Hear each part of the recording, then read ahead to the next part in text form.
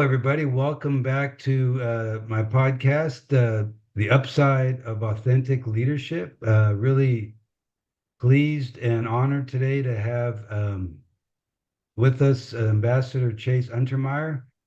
Chase and I have gotten to know each other over the past few months, actually going back a little more than that. Is Chase at the end of 2022 came and spoke to my group and my Vistage group and made a big impact. And he and I have spent some time in the intervening months getting to know one another. So I really feel strongly that the ambassador has a lot to say that will make a difference and really have impact on the listeners. So really excited to have you here, Chase. And let me just go ahead first. I'll read a biography, a brief a summary of the biography of Chase, and then we'll get into it. So, Chase, first of all, welcome. Glad to have you.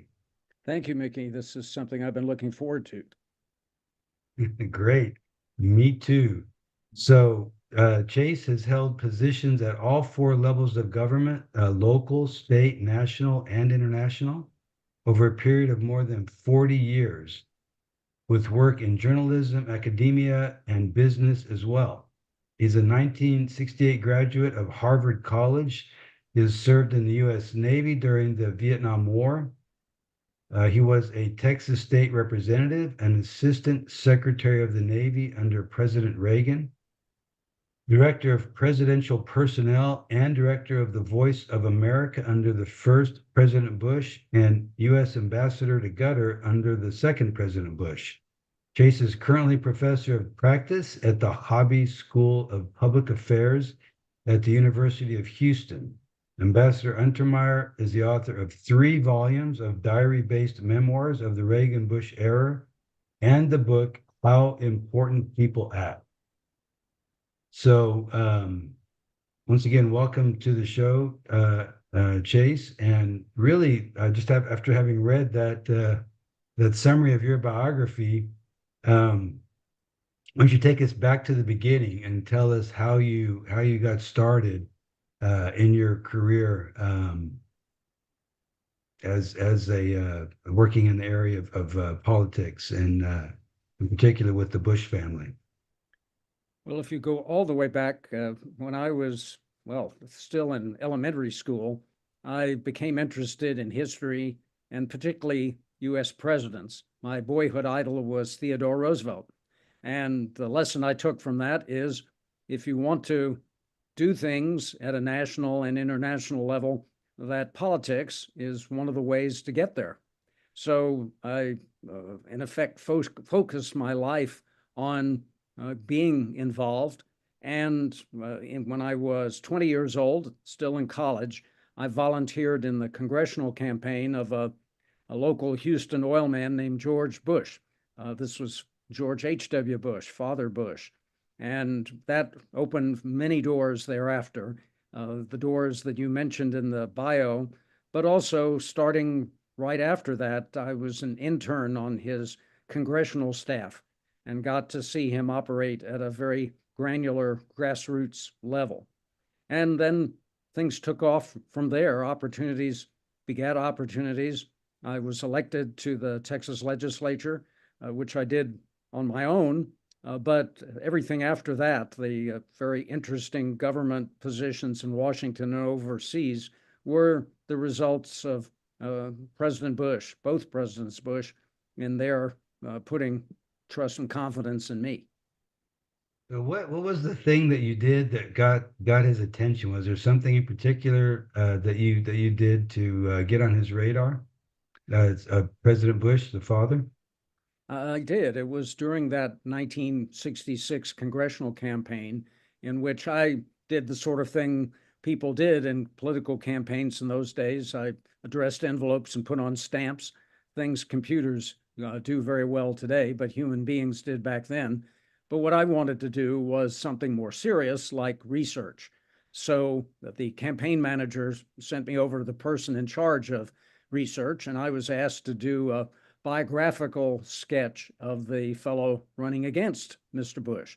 Now, this was not to be some kind of nasty tell-all revealing pleasant things about his past, just his career, his life and career. So I put myself in the basement of the Houston Chronicle in their library, going through all the files, and came up with a paper, about 10-page paper of the biography of the opponent. And then I went away. It was the Labor Day weekend. And when I came back, my sister was very excited because George Bush himself had called me on the telephone, and I returned that call. He was much in praise of that particular document, and he invited me to come to his personal office, not the campaign office, but his personal office, to do special research, mostly to help him give speeches and participate in debates. And that is where it all began. So this was back before cell phones, because your sister, I'm sure, answered the phone at home, That's right. the landline. Definitely the old-fashioned way. But the key thing, and this illustrates more than I appreciated at the time, is that George Bush, even though he himself held many high positions, came from, you might say, the elite of American society, he very much believed in the person-to-person contact and how impactful that is. So he would make the phone call. He would go to somebody's office. He would write the personal note that went beyond what he had to do. He could have had other people do that for him, and I would have been just as thrilled, I suppose. But the fact that he himself made that phone call was, as I learned in later years, so typical of the man and why he was as successful as he was. It really mattered that other people and their interest and their ambitions and their concerns were something that he paid attention to. You remember a time when that quality of his, of the personal touch, really made a difference, either reaching across the aisle or in someone's career that you could highlight? Well, there are so many, but I do think that, for example, when he was president, and the Democrats control both houses of Congress, including the Senate Majority Leader was a gentleman named George Mitchell. He was a senator from Maine. Well, we all remember that Bush family has a place in southern Maine that they go to whenever they can. And President Bush would frequently invite Senator Mitchell to ride on Air Force One to Maine, which meant that Senator Mitchell did not have to crowd into a commercial airplane. Now, this was at a time when Senator Mitchell was doing absolutely no favors whatsoever to the Republican president. He was trying, as a leader of opposition is supposed to torpedo that program. So President Bush owed absolutely nothing to Senator Mitchell, but to him, it was just a simple courtesy. The fellow lived in Maine, and he was going to Maine, and would he like a ride? I'm not sure that that made a difference in the history of the United States, but it certainly was symbolic of how President Bush did not let the usual kind of disagreements and petty politics that infects Washington from standing in the way of doing a simple courtesy to somebody. And maybe it paid off in ways I don't know, where Senator Mitchell did a favor or didn't do something nasty to embarrass the president just because he appreciated that human touch. Yeah, that's a great story. So then plus they would have some great one-to-one time on the airplane ride to and from Maine. So yeah, off the record and quiet, and just sitting on a plane having a drink, and sure that made a difference. The man who pioneered that was President Reagan. We have been told how he had many a fist fight politically or verbally with Tip O'Neill, the Democratic Speaker of the House. But as President Reagan said, we're friends after 6 o'clock. So he would invite Speaker O'Neill to the White House for a little libation and tell a few Irish stories, and then talk a little business. And that atmosphere of mutual liking and conviviality certainly paid off for President Reagan, and President Bush was very much of the same style and feeling. So the theme of your talk and the book that you wrote about how important people act. What other influences and characteristics and mannerisms did you see in President Bush and other leaders, President Reagan that you worked with, that you think has served you well, but also is just some things that are, when done, make a difference in how that leader is perceived and then how they're able to communicate and connect with those that they're reaching out to. Well, the whole theme of what I try to teach in a Vistage session and other forums uh, is based on my lived experience, both as a public official and as an observer of public officials. So throughout those many years, I just made a note of what I thought really worked and the things I thought really didn't work. And that's what came together to be this little book, How Important People Act. Unfortunately, it's out of print, but in my Vistage sessions and other meetings, I hand out just staple together pages that have some of these key things. And if I were to say what's behind all of them, it's that Bush agreement with the way people are, namely that they want to be noticed, they want to be recognized, they want to be thanked. And everything that's geared around the other person in conversation, in communication, in doing business is the secret. So, therefore, the key thing with regard to starting a conversation with a total stranger is to ask questions and to put the interest and the emphasis on the other person rather than talking about yourself. Many people, especially if they're nervous, if they're meeting a stranger in a strange setting like a coffee break during a business meeting, they will tend to talk about themselves because they know that subject very well. And that might or might not be interesting to the other person, but by asking questions of the other person to find out more about them, what they do, what they think, has a very positive effect. For one thing, the person may not realize it, but the more you talk about the other person, the more they think you are a brilliant conversationalist and have a wonderful insight into whatever it is, business or politics that you're talking about. And secondly, asking questions of the other person opens up other topics of conversation so that it's not as hard to talk to a total stranger after all. So all that, you might say, came from that exposure to President Bush, who really, truly cared about the other person and how they viewed the world and viewed their families and viewed whatever business was at hand.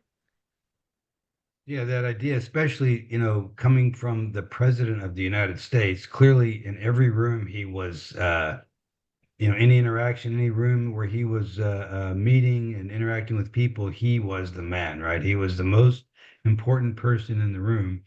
And when they take that, as you just described, attitude and mindset and approach of, what about you? Taking interest in another person who is, is say beneath them, but is below them in the power structure, and they take that initiative, that really, that's a very, very powerful moment when the person in power takes an interest in the other person in the room. Well, you're right that probably for most of his life, he was by far the most important person in any room. The key thing is he never thought of it that way, that he never thought of himself as important, that he wanted to reach out to anybody in that room and find out about them. It's amazing that George and Barbara Bush lived in some number of places, I think 27 or 28 different places in their lives. And to the end of their lives, they kept up with as many people they knew in all those different places where they lived or people they came in contact with. And I'm not just talking about wealthy, influential people they had to know through politics. We're talking about the doorman. We're talking about the cleaning staff, the cooks, the postman who delivered their mail in Odessa, Texas. These were people they kept in contact with. Yes, it had a political effect, but it was, you might say, a triple or quadruple hit because that people like that just don't expect people at those higher levels to pay attention. So, for example, when the CEO of a company or the head of a major unit of a company pays attention to other people who are doing the real hard work day to day in that company, it has a doubly positive effect because, frankly, those people don't get that much attention and thanks and recognition. Yeah, and so it doesn't take much. It goes a long way.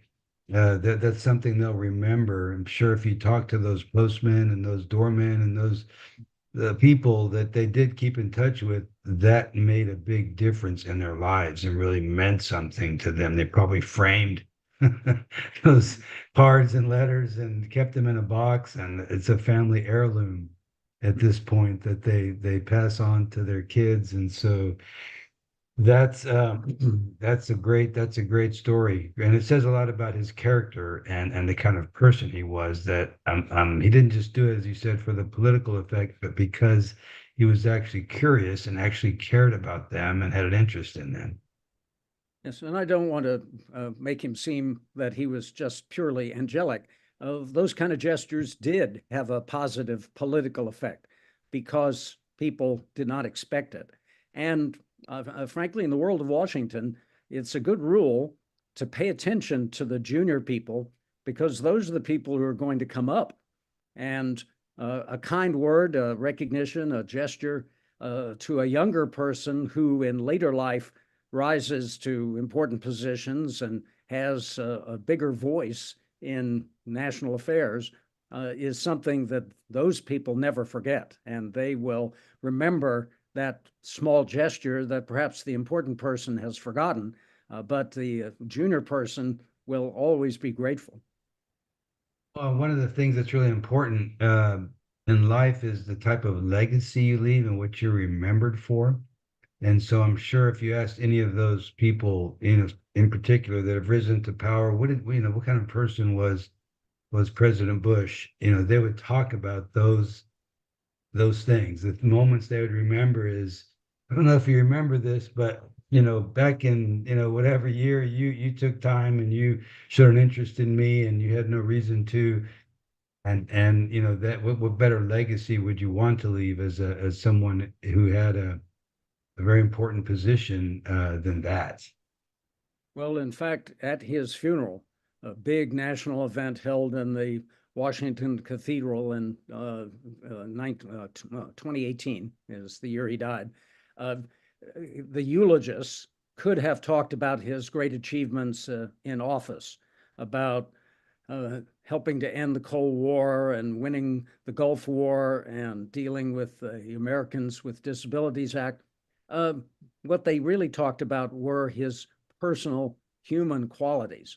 And that is what rang true to pretty much everybody in that enormous cathedral, were those personal touches. The history books will make mention of or not make mention of actual achievements that a public official might have, but it's that personal side that rang through so strongly at the time of his death. And that is, as you say, the true legacy that we try to leave.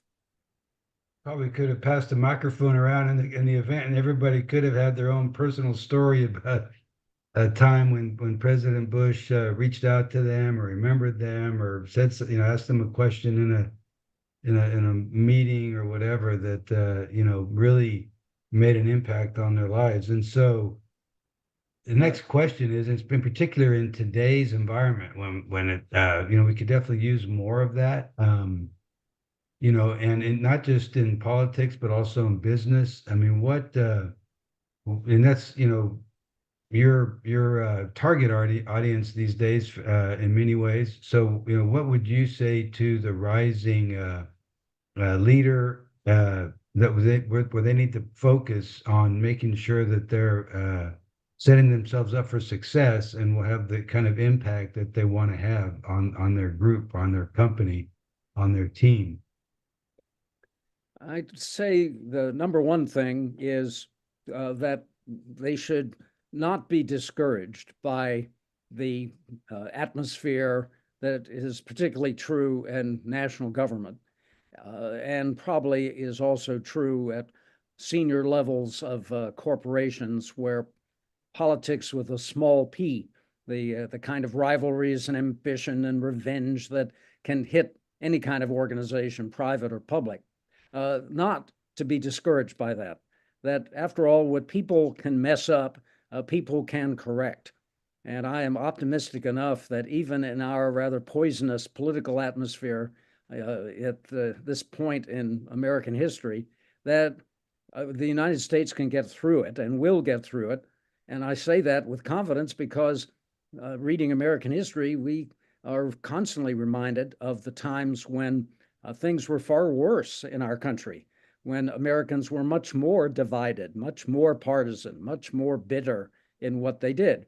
For better or for worse, Americans have a very short historical memory. This is why I encourage people to read a lot of history, is to get a better perspective of where we stand versus truly terrible times like before and after the Civil War, when nothing could be more bitter, nothing could be more hostile as what America experienced. But we got through that.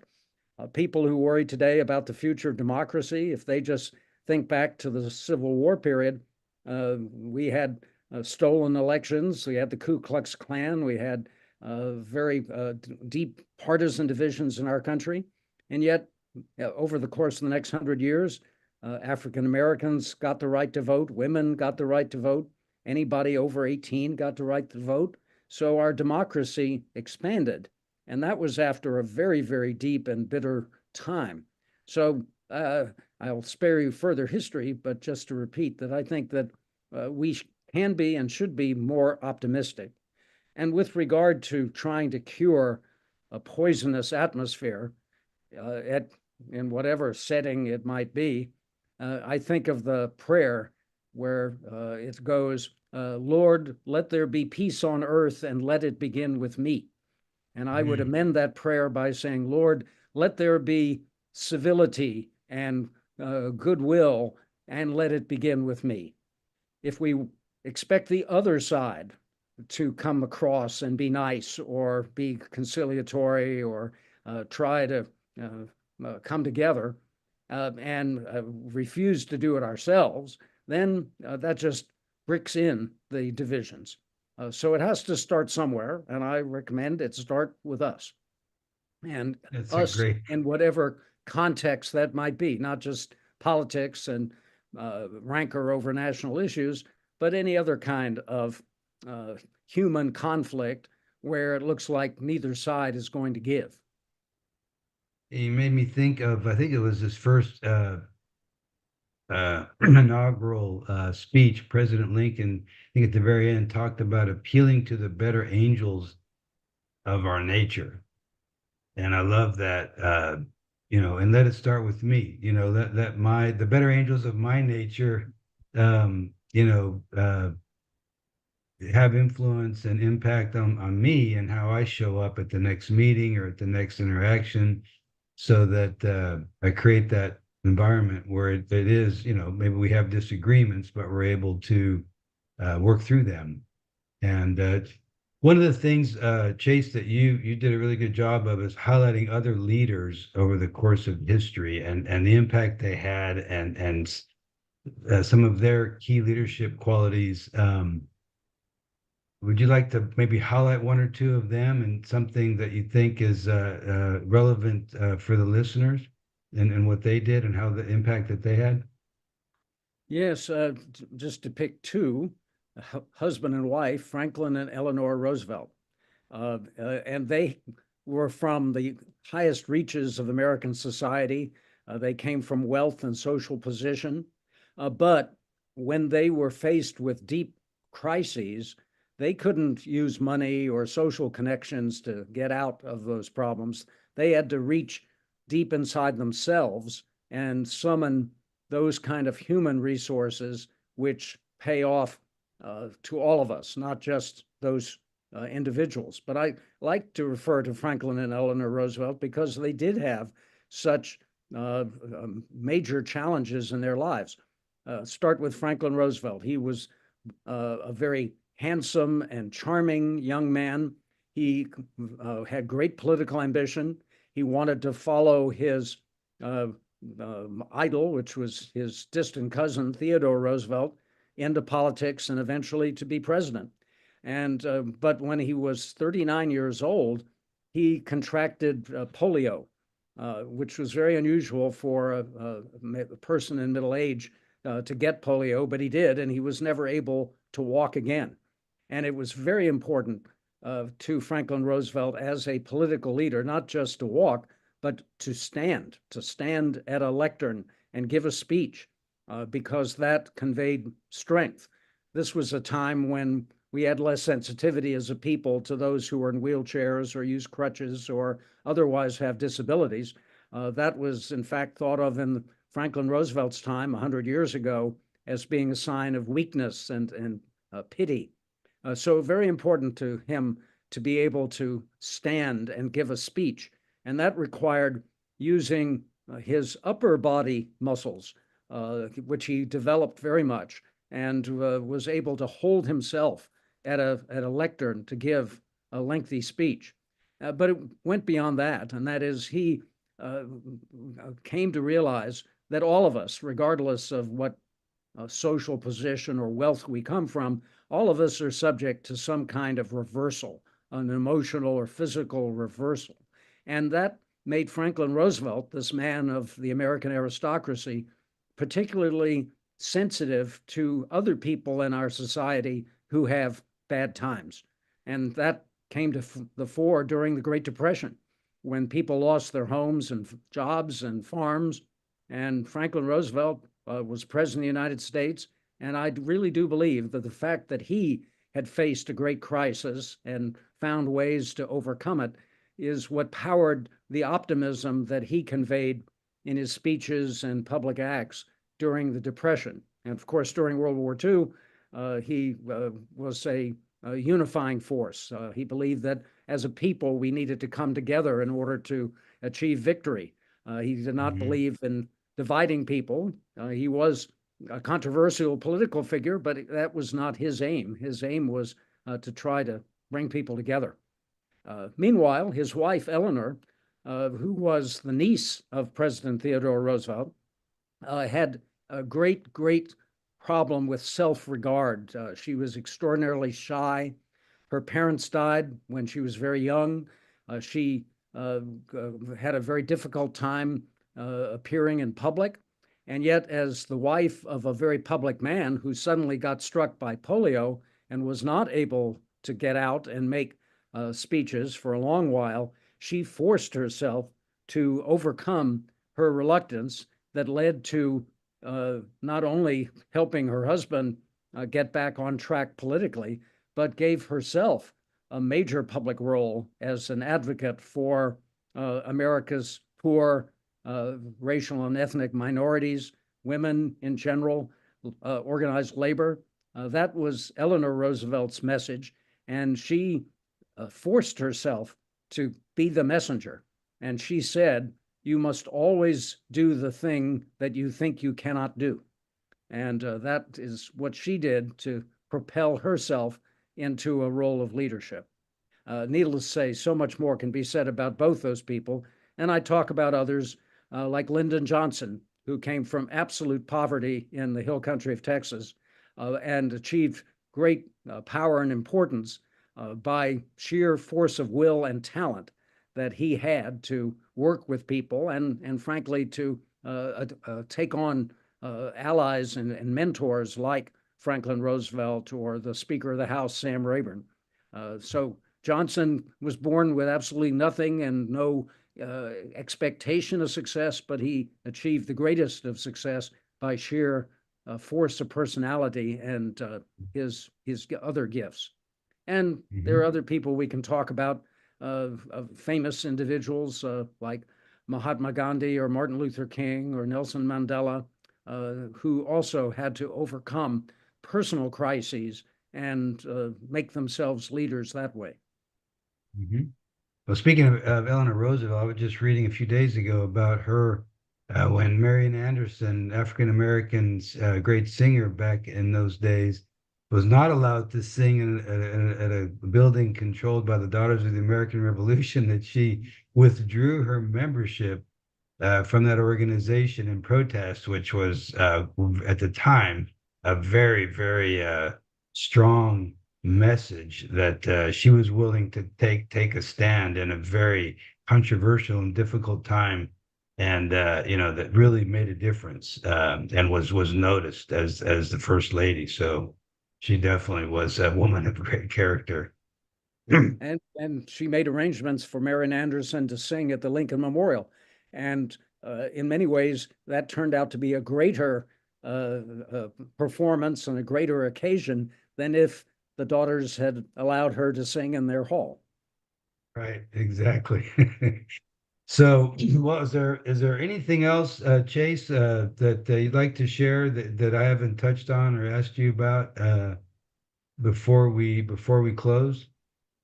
Well, you've been very kind to have this conversation. I would just say that my time in public life is well past, and I don't regret that. I'm very happy to have done it. But now this is the time of life to try to give back in telling people or sharing with people some of the thoughts that we've been discussing the last half hour.